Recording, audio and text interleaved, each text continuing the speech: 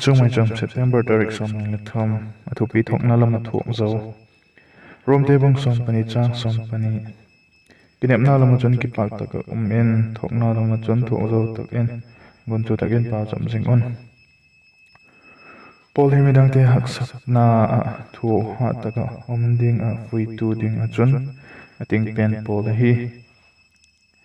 hak sat na le boina thok haksa legen thei tak tak apal theng na sama a zigol apal then zi ka chun taksa le thuga lama le lok na tam tak change ding in gin cha ka hi ama ding be phelo in midang te a ding en lemal somna le eton ding anu si tam ma hi in kho hi anom deu a haksa na thok hi le i thuk hat lo deu un akilang hi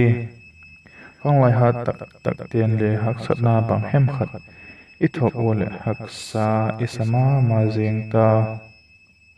tam tak te chu no le pa te sem to sa pat in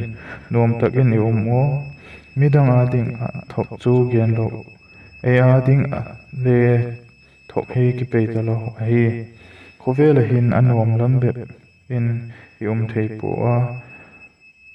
tu hin mi hausa le lo pi tak te hi hak sana dam tak pal theng a hi deu vek oi alo ting nung o adin man o i mo a eng o a hon chi sa te oi thok na te le hak sa asak na te hi ti ngai po hi ti ka hi inu le pa te le inu le pa ten le icha te ton naw a kisiam patna ding atam khom mai hi hak satna athong dingo ilau je ko adoi jo siu chok pik sek teu hi na asep kim ta lot teu hi ilau se ko ilong si na je ko wang chu a hi ngai hi in sunga hin asep thei om tak teu sep sak nge ding a hi aneo lai o ki pat anom tak om sak igo sek u nom tak a hun iman sak zelu a hi le a hin ko hak sat na thok angai huna thok zo ngai sek pu hi a bol ding khul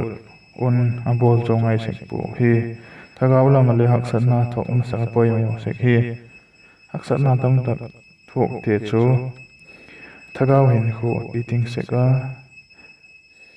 midang ading in lemal zol na le pui tu pha a hi nge sik ui